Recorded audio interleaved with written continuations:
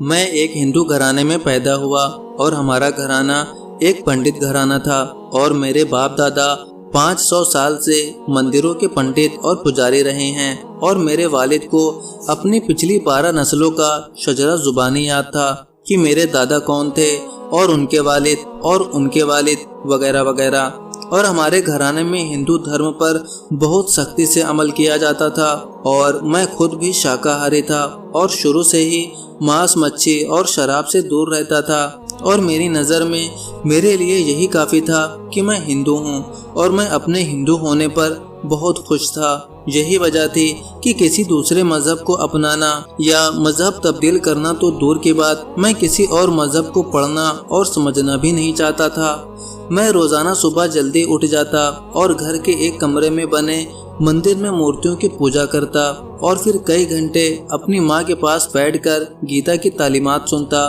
اور میری ماں میرے لیے گیتا سے میرے پسندیدہ چیپٹر پڑھ کر سناتی۔ اور آپ ان سب باتوں سے اندازہ لگا سکتے ہیں کہ میں کس قدر شدید ذہنی کیفیت کے ساتھ کٹر ہندو تھا۔ میری زندگی میں ایک ڈرامائی موڑ اس وقت آیا جب فرانس میں حجاب پر پابندی لگا دی گئی۔ دراصل یہ پابندی تمام مذہبی علامات کے کسی بھی پبلک جگہ پر اظہار کی پابندی تھی، مگر اس بہانے سے عمل میں نشانہ مسلمانوں کے حجاب کو بنایا گیا تھا، اور اس بات پر شدید رد عمل کا اظہار پوری دنیا کے مسلمانوں نے کیا تھا۔ تو ہوا کچھ یوں کہ میں لندن کی ایک انٹرنیشنل یونیورسٹی کا اسٹوڈنٹ تھا، اور انٹرنیشنل یونیورسٹی ہونے کی وجہ سے یہاں پر مختلف قوموں اور مذاہب کے لوگ پڑھتے تھے۔ تو ایک دن ہماری یونیورسٹی میں ایک سیمینار منعقد کیا گیا جس کا موضوع تھا فرانس کی یونیورسٹیوں اور اسکولوں میں حجاب پر پابندی، اور اس سیمینار میں مسلمانوں کے ساتھ ساتھ بہت سارے غیر مسلم بھی شریک تھے، اور میں بھی اس سیمینار میں جا کر بیٹھ گیا۔ اور میرا وہاں بیٹھنے کا مقصد نہ ہی مذہب اسلام یا حجاب کی اہمیت کو سمجھنا تھا، اور نہ ہی میرا مقصد کسی بھی طرح مسلمانوں کے حق میں یا حجاب کے حق میں آواز بلند کرنا تھا، بلکہ میرے لیے یہ صرف ایک سیاسی خبر تھی کہ کسی ملک میں حجاب پر پابندی لگا دی گئی ہے، اور میں صرف اس سیاسی خبر کی تفصیل جاننا چاہتا تھا۔ اور میرا خیال تھا کہ سیمینار میں شریک لوگ فرانس کی حکومت سے مطالبہ کریں گے کہ اس پابندی کو ختم کیا جائے، مگر وہاں پر جو تقریر ہو رہی تھی وہ میری سوچ کے بالکل ہی خلاف تھی۔ اس تقریر میں شرکت کے لیے فرانس سے بھی کچھ لڑکیاں آئی ہوئی تھیں۔ جیسا کہ آپ کو پتہ ہے کہ فرانس اور یوکے کے بارڈر آپس میں کھلے ہوئے ہیں، اور فرانس کے لوگوں کا لندن آنا ایسا ہی ہے جیسے ایک شہر سے دوسرے شہر جانا۔ بہرحال فرانس سے آئے ہوئے ان لڑکیوں نے جو تقریریں کی وہ میرے لیے بہت ہی حیران کن تھی۔ انہوں نے کہا کہ وہ حجاب یا اسکارف پہننا کبھی نہیں چھوڑیں گی، اور اس کے لیے وہ کسی بھی قسم کے نتائج بھگتنے کے لیے تیار تھیں، اگرچہ ان کا کریئر تباہ ہو جائے، ان کو یونیورسٹی سے نکال دیا جائے یا ان کو جرمانہ بھرنا پڑے، چاہے کچھ بھی ہو، وہ ہر طرح کے نتیجے بھگتنے کے لیے تیار تھیں، مگر حجاب نہیں چھوڑنا چاہتی تھیں۔ اور میرے لیے ان کی یہ تقریریں بہت ہی شاکنگ تھی کہ وہ ایک کپڑے کے ٹکڑے کے لیے اپنا کریئر، اپنا فیوچر، اپنی زندگی کا وقت سب کچھ داؤں پر لگانے کے لیے تیار تھیں، جبکہ اس سے پہلے تو میں یہی سمجھتا تھا کہ یہ پردہ مسلمان عورتوں پر ان کے مرد زبردستی مسلط کرتے ہیں، اور یہ پردہ مسلمان عورتوں پر ظلم ہے وغیرہ وغیرہ۔ مگر اس سیمینار میں شرکت سے تو مجھے یہ بات سمجھ آ گئی تھی کہ مسلمان عورتیں نہ صرف یہ حجاب اپنی خوشی سے لیتی ہیں، بلکہ وہ اس حجاب کے لیے بڑی بڑی قربانی دینے کے لیے بھی تیار تھیں۔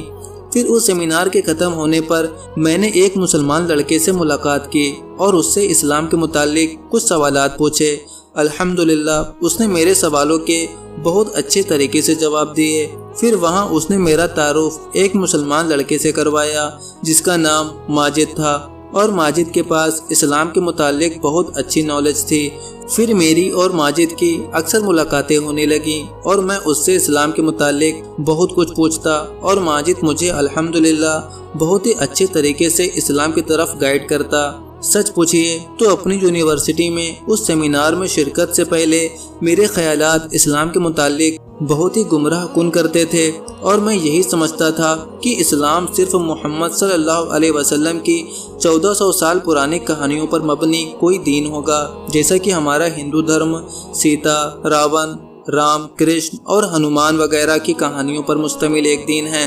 مگر ماجد نے مجھے بتایا، اور نہ صرف بتایا بلکہ نالج کے ساتھ سمجھایا کہ کس طرح قرآن اور اسلام قیامت تک کے آنے والے زمانوں اور لوگوں کے لیے ہدایت اور رہنمائی ہے، اور کس طرح قرآن نے 1400 سال پہلے وہ سائنسی نقطے بیان کیے ہیں جن پر سائنس اب 1400 سال بعد پہنچ رہی ہے، اور کئی ایسی چیزیں ہیں جن پر شاید سائنس کو پہنچنے تک مزید کئی 100 سال لگ جائیں۔ کس طرح قرآن نے انسانوں کو قیامت تک کے آنے والے نسلوں کی زندگی گزارنے کے رہنما اصول بیان کیے ہیں۔ ماجد کے ساتھ ان ملاقاتوں کا سلسلہ اسی طرح 6 مہینے تک چلتا رہا، اور ان 6 مہینوں میں میں اسلام کے سچے مذہب ہونے سے مکمل طور پر قائل ہو چکا تھا۔ پھر ایک دن ایک کرکٹ میچ تھا پاکستان اور انڈیا کے درمیان، اور آپ جانتے ہیں کہ ایسا کوئی میچ ہو تو پاکستان اور انڈیا عوام کی کیا حالت ہوتی ہے۔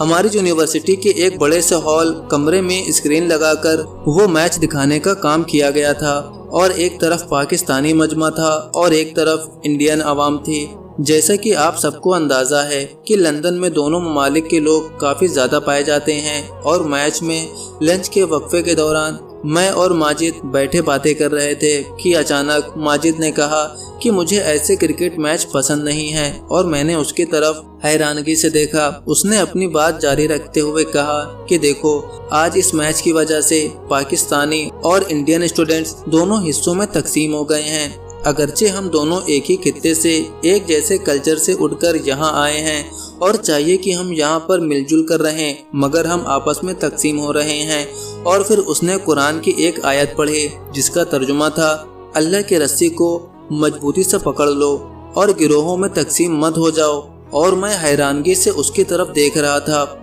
اس دن مجھے ایک شوق لگا، جیسا کہ 6 مہینے پہلے ان فرانسیسی لڑکیوں کی تقریر سن کر لگا تھا، اور اس دن میں قائل ہو گیا کہ واقعی قرآن قیامت تک کے آنے والے لوگوں کے لیے ہدایت اور رہنمائی ہے۔ میں اگر اپنی کہانی کو مختصر کروں تو میرے ذہن پر پہلی چوٹ ان فرانسیسی لڑکیوں نے ماری تھی جنہوں نے بتایا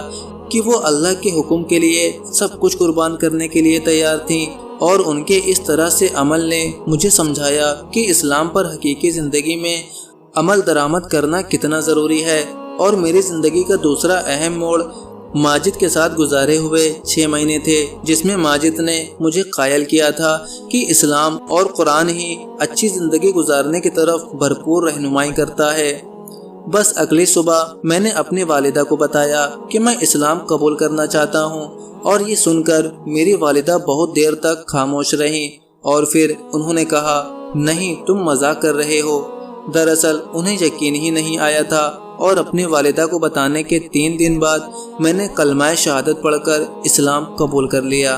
الحمدللہ، میرے اللہ نے مجھے ہدایت دی۔ السلام علیکم ورحمۃ اللہ وبرکاتہ۔ That's my first introduction to Islam, was about the hijab, and there was something that motivated these sisters, and the brothers who I then met subsequently were showing me that Islam had a real application in this life.